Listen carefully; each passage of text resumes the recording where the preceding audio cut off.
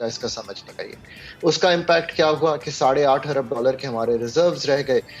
Dollar के reserve जो हैं वो $16 अरब पे मौजूद थे, जो आज उससे आधे से भी नीचे आ चुके। पेट्रोल, डीजल और बिजली के बाद अवाम पर महंगाई का एक और बम गिरने को तैयार है। फार्मा इंडस्ट्री ने अद्वियात की कीमतों में 38% इजाफे का मुतालबा कर दिया। अद्विया साज कंपनियों ने पाकिस्तानी रुपए की कदर में कमी पर कीमतों में इजाफे का मुतालबा किया। फार्मा इंडस्ट्री ने अद्वियात की कीमतों में 38% इजाफे का मुतालबा कर दिया। फार्मा इंडस्ट्री ने अद्वियात की कीमतों में 38% इजाफे का मुतालबा कर दिया। अद्विया साज कंपनियों ने पाकिस्तानी रुपए की कदर में कमी पर कीमतों में इजाफे का मुतालबा किया। फार्मा इंडस्ट्री ने अद्वियात की कीमतों में 38% इजाफे का मुतालबा कर दिया।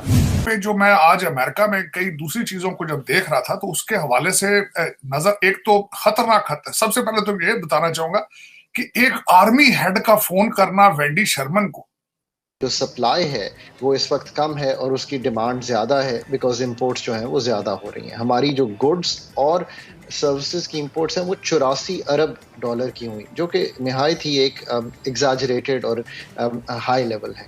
सो ये तो है एक कलीदी वजह। पर पॉलिटिकल अनसर्टनिटीज़ मुल्क में जो हुई, फिर इकोनॉमिक अनसर्टनिटीज़ ये भी हुई कि हम फरवरी से IMF का प्रोग्राम तय करने की कोशिश कर रहे हैं।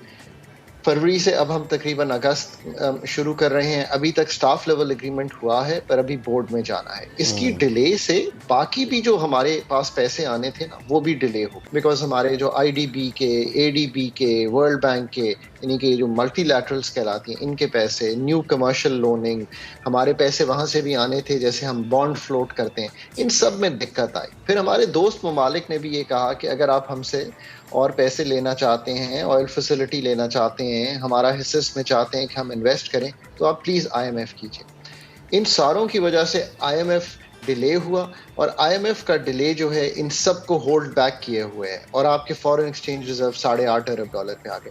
इससे ये होता है कि एक मार्केट सेंटिमेंट खराब हो जाता है। देखिए ना, आप लोग भी ये आज चाहेंगे कि हमारे पास डॉलर ही हो ताकि हमारी जो वैल्यू है एटलीस्ट वो तो बरकरार रहे। सो यही सेंटिमेंट एक्सपोर्टर का भी बन जाता है और जो रिमिट कर रहा होता है उसका भी बन जाता है। सो ये है वो ओवरऑल तनाजुल जिसमें इस वक्त मुल्क खड़ा हुआ है, जिसमें आप रुपये की एक डिवैल्यूएशन देख रहे हैं। ठीक है।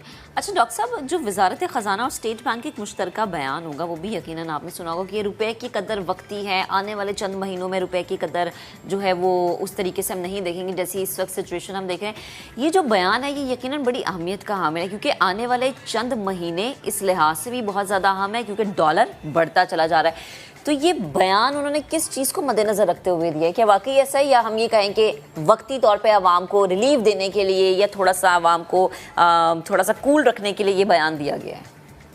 So, इसके भी दो तनाजुल हैं। एक तो ये है कि जो हमारा जून गुजरा वो इंतहाई दुश्वार था। हमने इंपोर्ट्स जो की, स्पेशली जो पेट्रोलियम प्रोडक्ट्स की ऑयल इंपोर्ट्स जो थी वो बहुत ज़्यादा की। ये आपके मामले की आपको उसकी संजीदगी की तरफ तवज्जो दिलवाता है कि हालात कितने खराब हो चुके हैं। मैं मुसलसल ये कह रहा था कि आपके कर्जे जो हैं दिन दुगनी रात चौगनी तरक्की कर रहे हैं, मल्टीप्लाई हो रहे हैं क्योंकि वो डॉलरों में आपने देने हैं। दूसरा सबसे बड़ा इंपैक्ट ये था कि आपने पेट्रोल भी डॉलरों में लेना है और आपने अद्वियात भी डॉलरों में लेनी है, और वो किस तरह लेंगे आप। लेकिन मैं इसके 2-3 पॉइंट ये बताना चाहता हूं कि IMF जो है उन्होंने सितंबर तक अगली मीटिंग कर दी। सितंबर तक आप किस तरह सर्वाइव करेंगे? आपकी एवरेज ₹5 पर डे के हिसाब से डॉलर बढ़ रहा है। आपकी LCs खुद नहीं बंद हो चुकी हैं, आपका टोयोटा, हांडा और सुजुकी के प्लांट बंद हो रहे हैं, और उसके ऊपर जलती के तेल, मैं ये बताना चाहूंगा, वेंडी शर्मन जो है वो जो बाइडेन एडमिनिस्ट्रेशन के लिए काम करती है, और जो बाइडेन एडमिनिस्ट्रेशन क्या है, ओबामा के पीरियड की एक्सटेंशन है वो जी। और उस दौर में पाकिस्तान के क्या रिलेशनशिप थे ओबामा के साथ? पाकिस्तान के ऊपर सबसे ज्यादा ड्रोन अटैक जो है वो ओबामा दौर में हुए थे। और ओबामा एक बिल क्लिंटन के बाद दूसरे ऐसे सदर थे जिन्होंने भारत के साथ अपने रिलेशनशिप जो उनको तकवीयत पहुंचाई थी अगले लेवल पर ले गए थे, बल्कि ओबामा ने उनको पहली दफा कहा था कि हमारे regional partner is Bharat. Right. अच्छा, दूसरा, अब जब दूसरी तरफ देखते हैं वेंडी शर्मन के बाद, तो देखें कि बाजवा साहब क्या हैं। बाजवा साहब खुद नवंबर में रिटायर होने वाले हैं, तो उनकी बात में कितनी तकवीयत होगी, कितना असर होगा उसमें। तीसरा पॉइंट इसमें यह कहूंगा, आपके क्या ख्याल है वेंडी शर्मन को रिपोर्टें नहीं जा रही कि आपकी सबसे बड़ी सियासी पार्टी जो है, जो अब मजहबी पार्टी बन चुकी है, वो डेली बेस पे बाहर निकल के कहती है कि मेरी हुकूमत अमेरिका ने गिराई है। बिल्कुल। और उससे बड़ी एक स्टेटमेंट ये है कि अमेरिका की गुलामी से अच्छा था पाकिस्तान बनता ही ना। सर एक आखिर में मैं आपसे शॉर्टली इस पर प्लीज कमेंट कीजिएगा। हमने पहले इतना डिले आईएमएफ की जानिब से कभी नहीं देखा। हमेशा होता था कि जी फलां किस्त आ रही है, फलां दोहा में मीटिंग है या वहाँ मीटिंग है, वहाँ जाते थे, मीटिंग होती थी, मिल जाता था और मामला हो जाते थे इसी तरीके से। What's the delay currently? ये इंतहाई अच्छा सवाल है, और वो ये इसलिए है कि मैंने बारहा कहा है कि all roads from Pakistan for the past many months all go to IMF, और कोई भी डिले नहीं होना चाहिए। इसकी कई वजूहत हैं। एक तो वजह यह है कि चूंकि मुल्क में बहुत सी चीज़ों की कीमतों की तब्दीली करना थी, फरवरी से ही ऑनवर्ड्स अगर आप देखें, बिजली की भी, गैस की भी, पेट्रोलियम की भी, और गवर्नमेंट्स कोई भी हो वो थोड़ी सी इस पर हेजिटेंट थी।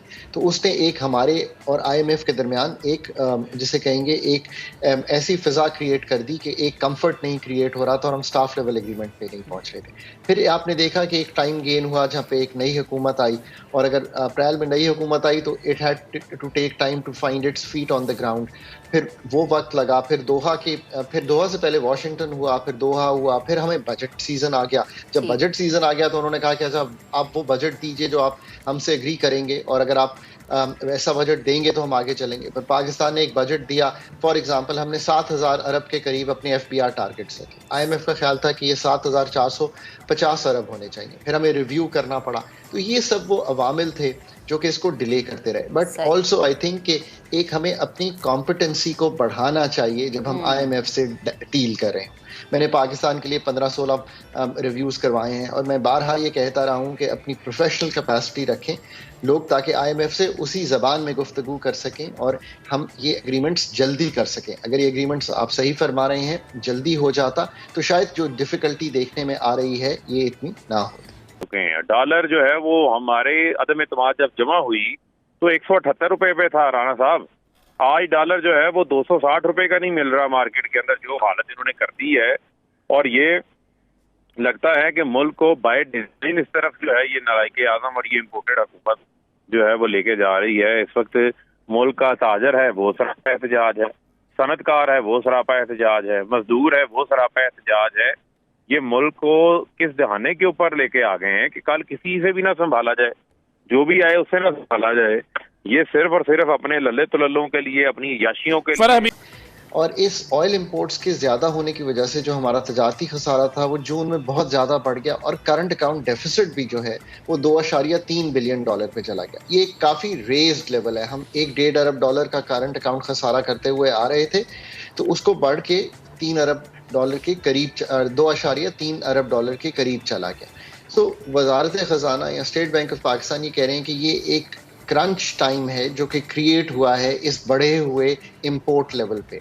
जैसे ही हम जुलाई में आए हैं तो हम ये देख रहे हैं कि जो इम्पोर्ट्स हैं वो $5 अरब के करीब आ गई, यानी कि कम हो गई। और उसकी एक वजह यही है कि जो ऑयल इंपोर्ट ज़्यादा हो गया। अब मसलन आप ये देखिए कि हम 4 वीक के तकरीबन रिजर्व्स रखते हैं डीजल के मुल्क में। इस वक्त मुल्क में 6 से 8 वीक के रिजर्व्स मौजूद हैं। सो इससे आपको ये पता चलेगा कि हमने ये इंपोर्ट कर दिया है ज़्यादा जून में। अब अगर जुलाई में इंपोर्ट कम हो जाती है तो रुपए की जो ज़रूरत है वो कम होगी। सो वो ये कहना चाह रहे हैं कि ये टेम्प्रेरी चीज़ है। बट साथ साथ ये भी याद रखना चाहिए कि आज ही हमने देखा कि जो एक्सपोर्ट का भी फिगर है जो कि $2.9 बिलियन की एक्सपोर्ट हुई थी, वो भी तकरीबन $800 मिलियन कम हो गई हैं। सो हमें उस पर भी निगाह रखनी चाहिए। पर ये ठीक बात है कि जो एक लिक्विडिटी डॉलर क्रंच, पाकिस्तान जो है वो एक लिक्विडिटी डॉलर क्रंच में है कि ना हमें दोस्त ममालिक पैसे दे रहे हैं, ना हमें IMF पैसे दे रहा है, हमारी इंपोर्ट्स बढ़ी हुई आ रही हैं। अगर ये सब कुछ होगा तो ऑब्वियसली रुपए की कदर जो है वो मुस्तहकम नहीं हो सकती। जय हिंद दोस्तों, जैसा कि आपने वीडियो में देखा, पाकिस्तान में पेट्रोल, डीजल, बिजली के बाद दवाओं की कीमत में भी 38% तक इजाफा हो चुका है और पाकिस्तान को किधर से भी पैसे नहीं मिल रहे। पाकिस्तान के फॉरेन रिजर्व भी घटकर $8.5 बिलियन के रह गए हैं। बाजवा ने भी अमेरिका को फ़ोन किया लेकिन उसका भी IMF पर कोई असर नहीं पड़ा और अभी तक पाकिस्तान को किधर से कोई मदद नहीं दी जा रही। आपकी क्या राय है कमेंट में ज़रूर शेयर करें, वीडियो को लाइक करें। धन्यवाद। जय हिंद, जय भारत।